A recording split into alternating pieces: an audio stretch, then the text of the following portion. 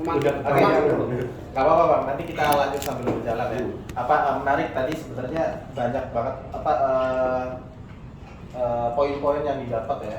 Kayak misalnya tadi diperkenalkan soal PWF yang perspektifnya matter justice ya sebagai alternatif forum WWF gitu. Kemudian peran agama menjadi sangat vital dalam advokasi lingkungan dari pengalaman di Banten dan Bali. Dan mungkin ini poin-poin ini bisa menjadi partikan pertama kita. Ya kemudian pemantik selanjutnya nanti Pak Jamal boleh mantik dari sisi kelompok agamawan melihat ya kalau selama ini kan kelompok agamawan terkesan ini isunya ke interfere aja gitu ya kalau yang dari sosial politiknya. Mungkin nanti kita berangkat dari persoalan-persoalan yang tadi yang kemudian dijelaskan dan di forum ini soal keadilan sosial khususnya air itu. Monggo Pak. Terima kasih Pak.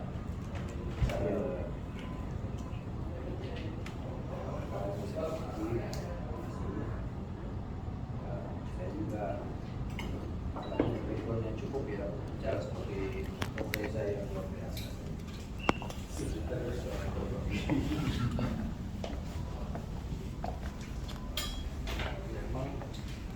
Kalau bicara, silakan, Data Jimmy. Ini aktornya yang Silakan. Ini banyak hal yang tak terduga.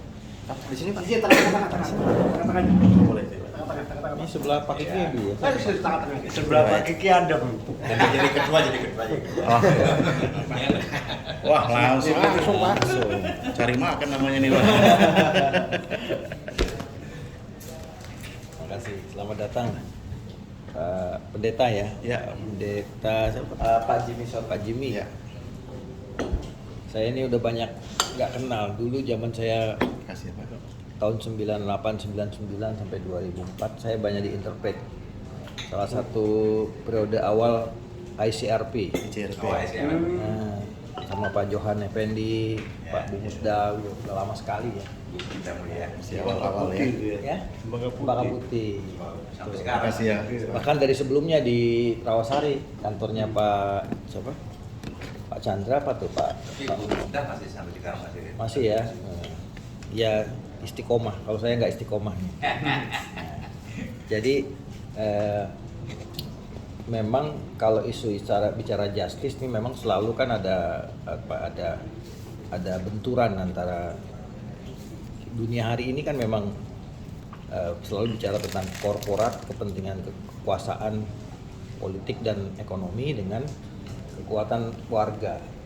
Kayak isu Palestina aja sekarang ini kan kelihatan sekali. Hari ini sangat telanjang. Misalnya Amerika dengan tidak rasa sungkan ya, menunjukkan bahwa mereka itu adalah the United States of Israel sebetulnya. Karena ketika anggaran itu biliaran dolar ke Israel dan Ukraina, di sisi yang lain homelessnya itu Amerika banyak sekali, gembel-gembelnya, yang zombie-zombie yang kita tonton, itu nggak keurus sama negara. Sementara miliaran dolar dikirim ke Israel dan ke Ukraina. Kenapa? Karena memang negara ini memang dikendalikan sama orang-orang tertentu yang nggak kelihatan tapi efeknya. Termasuk juga saya kira air ini menjadi salah satu. Apalagi air ini kan sumber daya vital dalam setiap kehidupan. Jadi silakan di Tor ini bahwa di semua agama pun kenal dengan air. Ya. Kristen apalagi dengan baptisnya, Hindu dengan tirtanya, Islam juga sama. Bahkan Islam itu ayat-ayat di Quran, kami ciptakan segala sesuatu itu dari air. Atau di Bible ada nggak itu gitu ya? Ada. Ya, Ada ya. Ada. Itu kami ciptakan segala sesuatu dari air. Terus kemudian ada ayat lain mengatakan kami ciptakan segala hewan makhluk maksudnya yang bernyawa itu dari air. Ya. Kemudian juga hujan itu disebut dengan air. Kami turunkan air dan dari air itu bumi tumbuh ya dengan pohon-pohonan yang membuat kehidupan. Jadi air itu memang sampai mohon maaf ya, sperma itu pun disebut dengan air. mimma immahin, dari air yang hina. Termasuk darah juga kadang-kadang disebut dengan air. Kemudian apa saja yang liquid itu disebut dengan air. Artinya semua keluarga besar air. Ya, meskipun kalau hari ini kita bicara air yang pure water, yang murni ya, air yang murni yang tadi dikatakan. Saya tertarik juga tuh Pak Reza bahwa betul juga kalau air tanah dikasih klorin sebetulnya udah nggak mensucikan. Saya di MUI Pak, saya di MUI. Atwa. baru masuk. Kalau di pusat saya di lembaga dakwah, baru kemarin halal bihalal sama Pak JK ini. Banyak memang sebagai aktivis ya, kan kalau ini kumpul sama kiai yang nggak pernah aktivis beda ya. Kiai yang nggak pernah aktivis sama kiai yang aktivis tuh beda gitu. Pergolakan batin. Jadi misalnya saya di Papua itu suka sidang halal gitu kan. Sidang halal itu misalnya nanti dari apa sekretariat itu presentasi. Ini produk misalnya mie gacoan gitu ya. Ingredientnya bahannya itu ini terigu ini. Itu semua bahannya harus ada sertifikat halal. Baru kita nyatakan bahwa itu betul-betul halal. Jadi bukan hanya makanan semangkok ini, ingredientnya juga harus halal semua. Ada sertifikatnya, sertifikat halalnya masing-masing. Tepungnya merek ini, sertifikat halalnya udah expire atau belum. Itu sampai segitu. Itu kita kerjain itu tiap waktu. Saat ada sekali pertemuan sampai berjam-jam karena produknya sampai puluhan gitu. Ya kan yang daftar banyak. Cuman saya tuh apa ya? Saya belum melontarkan ini di kalangan karena saya menunggu pertemuan offline kan. Selama ini rapatnya online terus. Saya mau ngajak ngomong mikir gini. Sebetulnya sesuatu itu kan halal haram itu bukan cuma soal bahwa ini zatnya dari sesuatu yang dilarang. Misalnya kalau dari Islam babi, anjing itu kan nggak boleh. Atau arak itu nggak boleh. Tapi sebetulnya sesuatu yang mengandung bahaya. Khomer boleh. Iya. Yang nggak boleh. Iya. Anggur. Iya. Ya, kalau anggur masih perdebatan itu. Yang berbahaya itu kan sebetulnya juga haram dalam agama. Misalnya saya mungkin agak menyimpang dari tema air kita hari ini ya. Yang namanya gula. Gula itu semua produk kita, semua ini. Jadi kita konsumsi gulanya tertinggi, termasuk Indonesia tuh penderita diabetes tertinggi di dunia. Lalu kita masuk Indomaret, semua produk itu mengandung gula. Dan itu kita tahu bahayanya. Ya, ketika anak-anak kecil sekarang umur belum sampai 10 tahun sudah kena diabetes. Anak kecil sekarang sudah semakin muda diabetes itu. Bisa dicegah harusnya. Karena makanan tadi, semua makanan kita mengandung gula. Bahkan ada yang mengatakan dimulai dari susu formula, Pak. Yeah. Susu formula itu. Bayi itu didorong untuk minum susu formula. Ketika dia sudah kena formula, dia nggak mau minum ASI lagi, Pak Kiki. Karena ASI kan tawar. Nah, formula itu ada gulanya. Jadi gula itu sudah ditanam di badan kita dari kecil. Nah, saya kan ulama nggak ada yang mikir ke sini ya.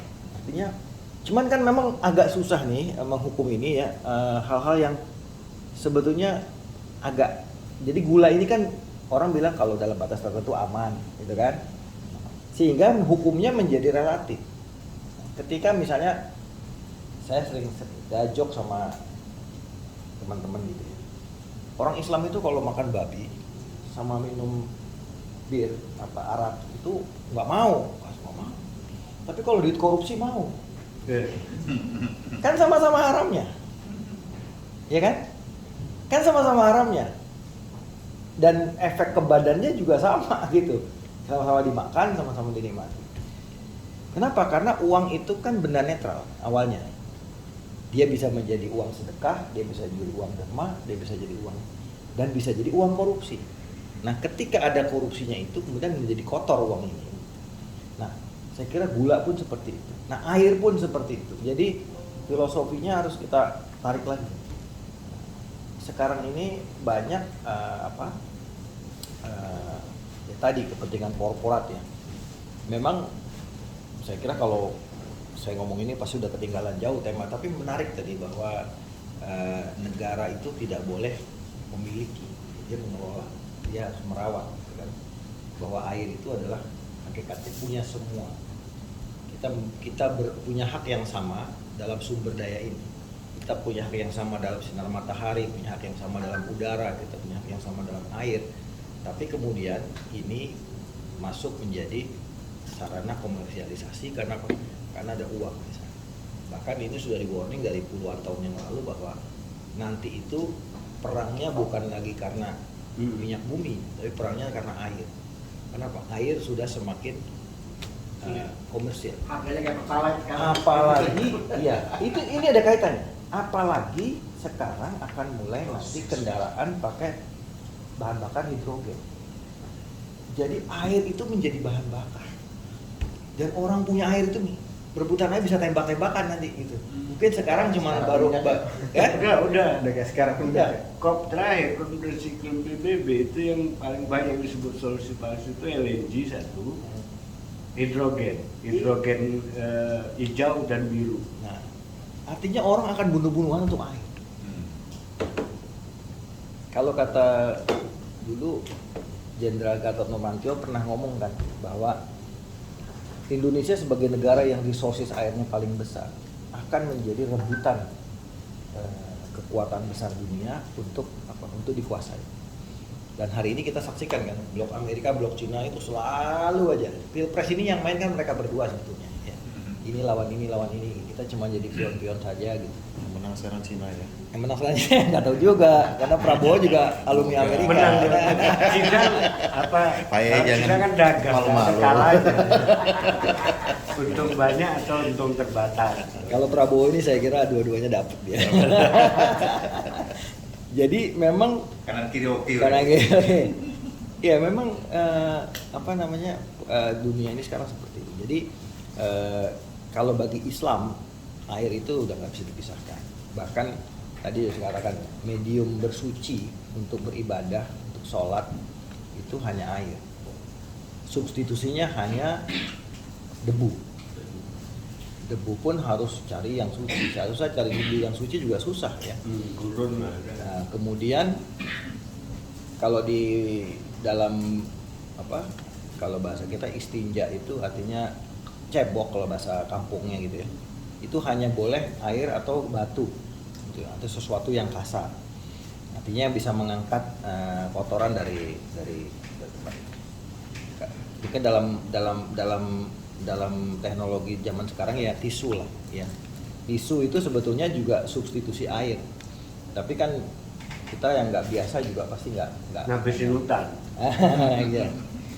Saya pernah shock culture juga waktu di Eropa itu karena biasa di sini bersuci itu pakai air kan, habis Tisu WC doang, pakai tisu doang itu rasanya tuh adaptasinya lumayan lama gitu ya.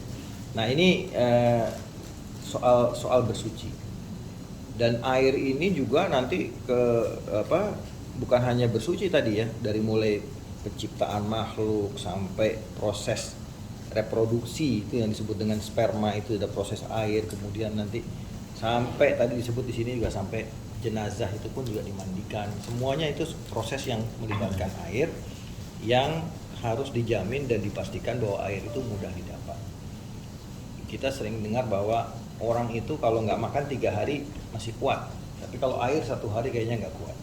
Nah, sementara kalau air semakin menjadi bahan yang langka, apalagi diperebutkan, apalagi dikuasai oleh kekuatan-kekuatan besar, ini tentu akan jadi problem buat kita semua.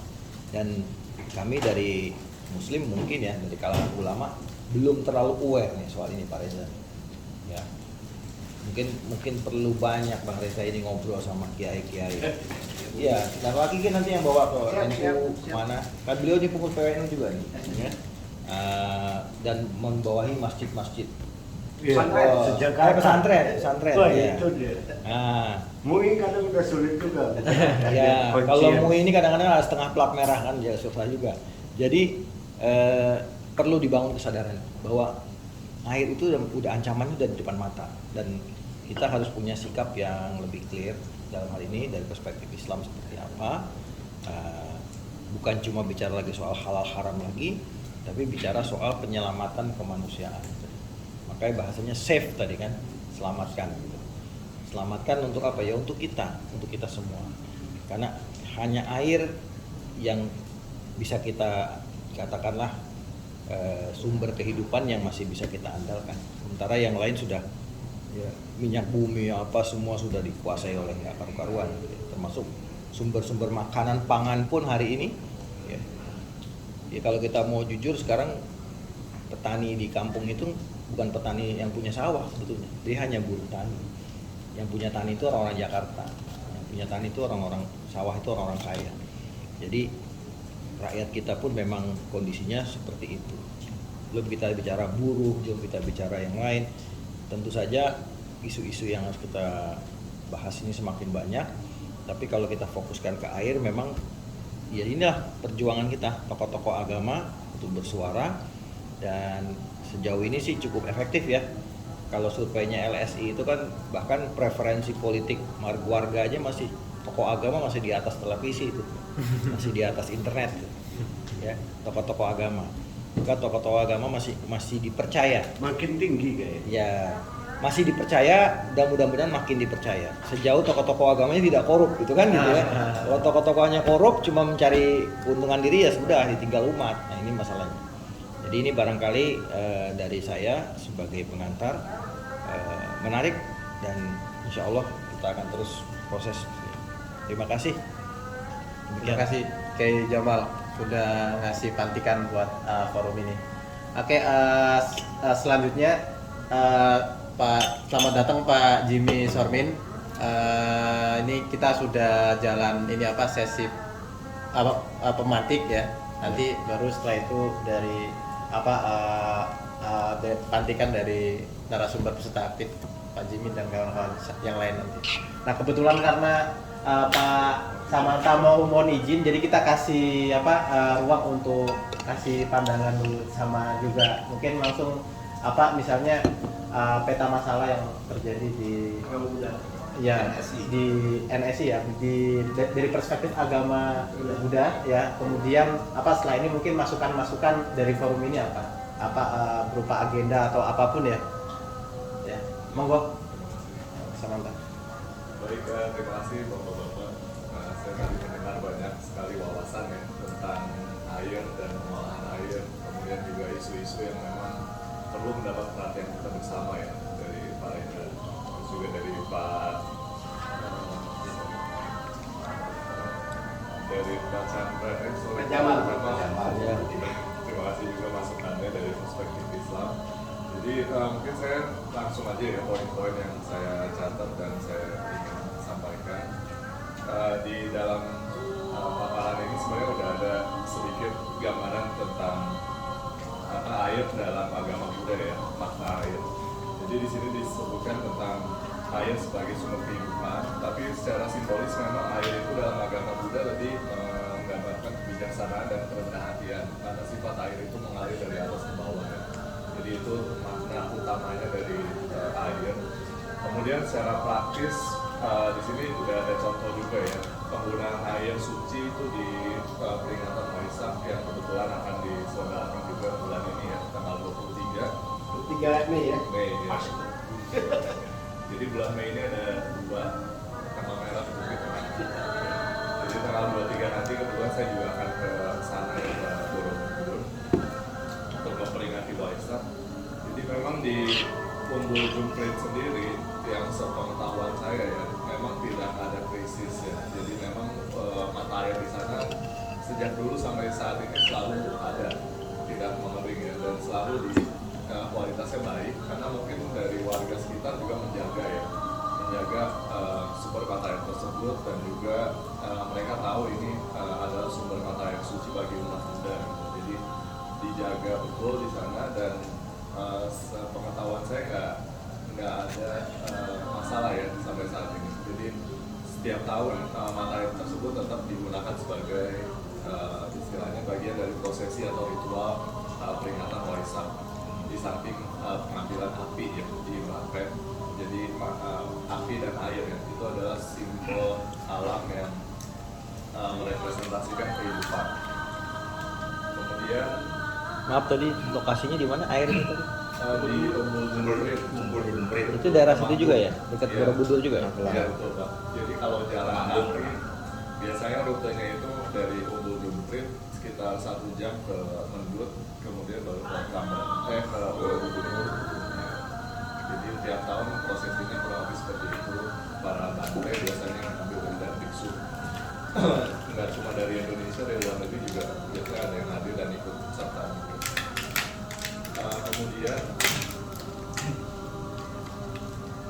mungkin saya ada masukan dan pertanyaan juga ya. Dari ini sebenarnya temanya sudah diubah ya, jadi self power holy water. Itu kampanyenya, kampanye temanya sama masih Pak. Oh iya, karena sebelumnya Mungkin Mas. kalau saya baca sekilas gitu ya, hancurnya air suci Bikin kami. sih. Saya Kurang jadi keras. bertanya juga sebenarnya Mau hancur record itu kayaknya yang record mana gitu. sebenarnya. Atau Terlalu jauh ke sini. memang kita upayanya lebih ke pencegahan ya. Jadi kalau memang pencegahan, saya pikir save our holy water lebih pas ya.